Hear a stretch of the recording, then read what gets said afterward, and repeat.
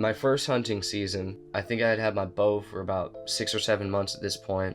I was too late to buy an archery tag because archery started in August, and in the state of Oregon you have to buy your tags at least the day before the season starts. So I bought a October general season any legal weapon tag for deer, and I went out and I hunted it pretty hard, and it was so funny. If you had seen me in the woods, you would have thought I was just the most silly guy out there. You probably would have been asking yourself what I was doing out there in the first place. Everything that I bought was from Goodwill. I was just wearing a cheap camouflage shirt. I had some army surplus pants, a wool lumbar pack that I had got on the Facebook Marketplace, and some 15-year-old Columbia boots that someone had given to me for free. I didn't care in the slightest. I was out there hunting, and I felt like I was actually doing it. Hunting season came and went, and I learned a lot. Comes my first archery season. I think the archery season started August 28th. Time to head up the hill and see if I can make something happen. It's opening weekend, deer and elk hunting for archery here in Western Oregon. Wish me luck. I go up to the mountains, and it's the day before the opening day of season. I set up camp. I sit there and I start bugling, and to my excitement and surprise, I started getting bugles back. So I shut up, I stopped making noises, and not even 2 minutes later I started hearing twigs popping and leaves rustling, and I couldn't believe it, but I had actually called in my first herd of elk. You probably can't hear it, but there is something back there, breaking branches and running around in the ferns. I can hear it. It's just out of eye reach though. Wait. There it is. Oh my god, there's a bull elk right there.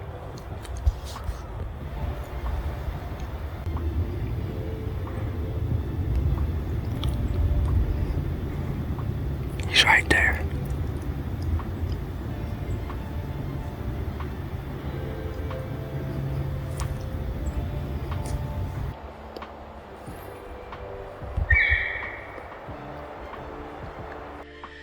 Sad part is, it was the day before the opening day of season. So obviously, they caught my wind, they smelled me, they run off, and I never saw another elk that whole season. I had a really hard time forgiving myself for making such a stupid mistake. How could I have been calling in elk the day before the opening day of season? I should have shut up and waited till the next day and then made my calls, and I might have had some success. So last September, I started having these encounters that I'd never had before with elk, calling them in. I think I called in a total of 9 bulls last September.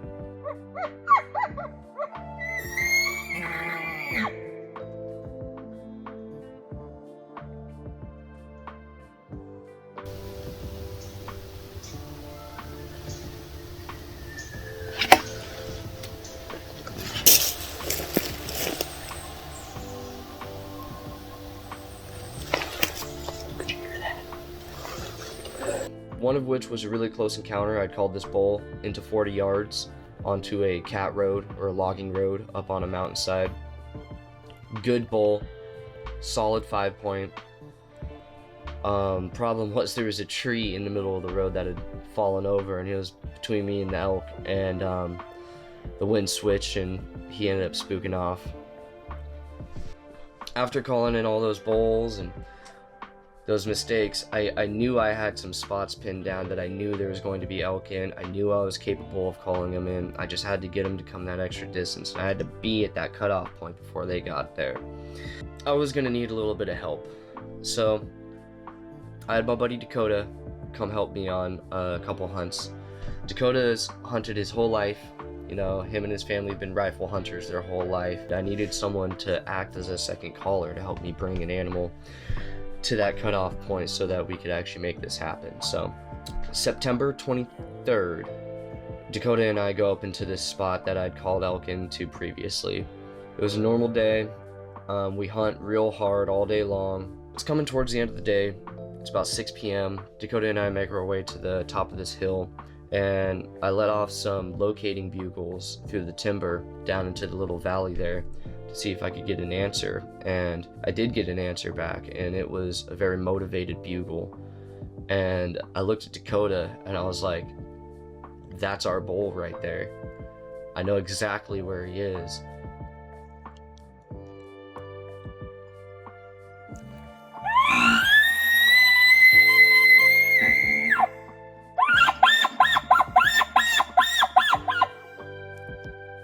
And in this particular spot we were hunting, there wasn't anyone else hunting it. You know, it was really far back in the countryside. Being that it was so late in the day, Dakota and I decided to pack it all up and go back to his house and come back in the morning. And the next morning we packed up, went out there. We got there pretty late. I think it was about 9 in the morning when we showed up. We get there, park at the gate, we hike up, and we hike up into this clear cut just above where we had heard the elk bugling. Dakota bugled a few times and we had a response, but it was way further into the back country, so far away. Dakota even thought that it probably could have been another hunter. I don't know what it was. We were making our way down the hill and something in me just said, dude, send out another locator. I mean, if he answered your bugles yesterday, maybe he'll answer them today. So I did a locator bugle and I couldn't even get halfway through my bugle. That elk was still in the same exact spot he was the day before, and he ripped a bugle right on top of me. Couldn't have been more than 100, 200 yards away. And I looked at Dakota and I think what I said was, let's go kill that bull. We made our way down the cat road from the clear cut, and we were cow calling every so often as we made our way down. I started to rake a tree and I heard a chuckle, and the chuckle was way closer this time. If it was 200 yards before, he was 100 yards now. He had cut a lot of distance off. We get to this point where there was a Y in the road. The elk was to the right of the Y, and we set up there thinking this was a good spot, and I pull my wind checker out and I check, and the wind was blowing straight down that road right where that elk was. Pulled up my Onyx map. I'm looking, I drop a pin where I think the bull is. I'm looking at the roads, and I realize there's another road up the left of this Y where we can cut around behind. We would have the wind, we would actually have the elevation advantage on this bull. So we get to this point and I rip another bugle, and the elk bugles back, and he can't be more than 80 yards away at this point. So I go over to this pile of sticks that were on the ground, and I pick a stick up and I go to whack it against the tree to start raking, and the stick breaks. And I'm like, crap. So I start looking around on the ground and I pick up another stick and I start raking the tree with it. And I'm raking and raking and raking, and then when I'm done raking, I just rip a real simple 2-note bugle, no chuckles, just rip it, and got real quiet. And I stood there and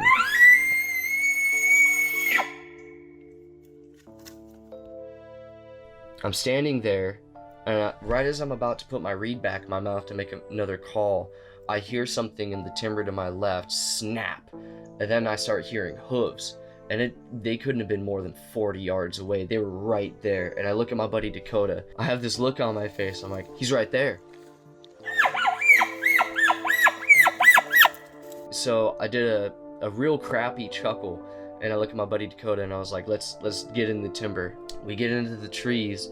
I'm looking around. I find a spot that's got a couple shooting lanes. He goes up, he's maybe 20 yards from me, and he starts cow calling, and I'm behind this tree. I got a shooting lane in front of me that's maybe 20 yards, and I got a shooting lane to my left that's maybe 15 yards, and those are the only 2 lanes that I have. I'm sitting behind this tree, I'm on my knees, I have an arrow nock. This bull's coming. I mean, he couldn't have been 30 yards. He was on his way. I could hear him, I could smell him coming. Dakota's up the hill, doing a real quiet mew cow call every now and then, and that bull comes up, and I can't quite see him, but I can see the brush moving, and he stops at about 20 yards right on the edge of the brush line. I drew my bow back, and when I drew back, I was expecting him to come out the right side of the tree, so I kind of lean out the right side, and I'm holding.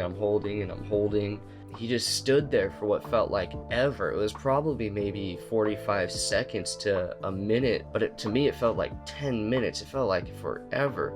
The bull started going to my left, on the left-hand side of the tree, so I drew my bow back, and he walked up, and all I could see was his front tines, his front 2 spikes on each side of his rack. He walks up, and perches himself up on this hill, and he's facing pretty much directly at me, and he turns his head to his right, my left, looking uphill to where Dakota was calling from, and I buried my top pin right on the front of his chest, right where his mane met the tan part of his hide, and I released an arrow. The elk fell over on his side, kicked a couple times, and then he got up and he ran off. All I remember is looking uphill, and Dakota just comes running down the hill with his arms up like, "You did it, you did it!" And just cow called in one for fucking old Vonnie here. How you feel, buddy? Dude, I'm about to start crying. I just shot the biggest bullhawk I've seen in my life. Oh my god. Shot a fucking monster, Kyle. Dude. Came right into the fucking cow calls. Oh my. we sat there for about 30 minutes. We walk up to where the bull was standing, and lo and behold, there was blood all over the ferns right there. We found that magical red stuff, buddy.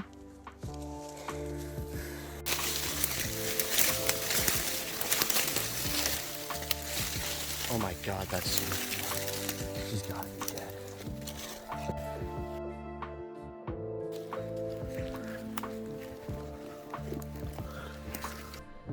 We tracked the bull for 160 yards or so. I walked up to him and I poked him with my bow to make sure that he was dead. And Dakota just looks at me and goes, "Oh, he's dead." It's not the one I have in front, but it's so huge. He's dead. I set my bow down and I pick up his antlers, and I'm like, oh my gosh. I couldn't believe that I actually did it. What a monster. Oh my god, bro.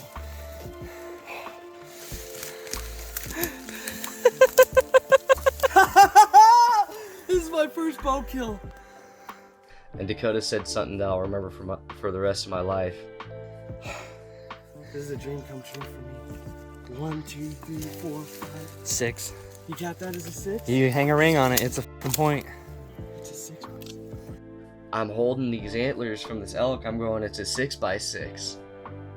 I just shot a 6x6. My first animal. I shot it on public land with a bow, and it's one of the highest caliber animals you could ever hope for as a hunter. I've only been bow hunting for 3 years. When I decided I wanted to bow hunt, I dedicated myself every day to studying absolutely everything about deer and elk, where they live, how to call them. I shot my bow thousands of times. Doesn't even feel like I deserve it.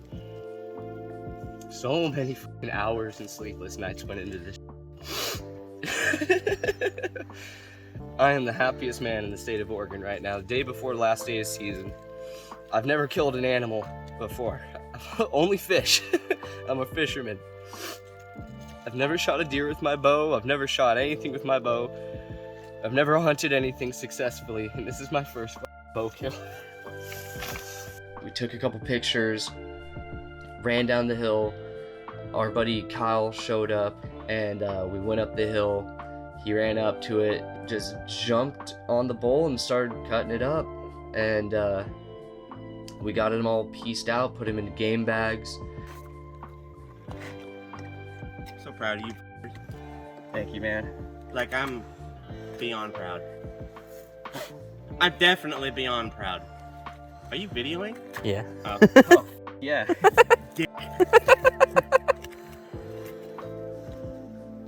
That experience that I had with those two guys, you know, Dakota on the hunt, and with Kyle butchering the animal and packing it out, I mean, I wouldn't trade that experience for anything. So Kyle's taking me out right now to go pick some veggies to cook with the steaks. Check out these flowers. These are just stunning. Look at them all. They're all completely different colors.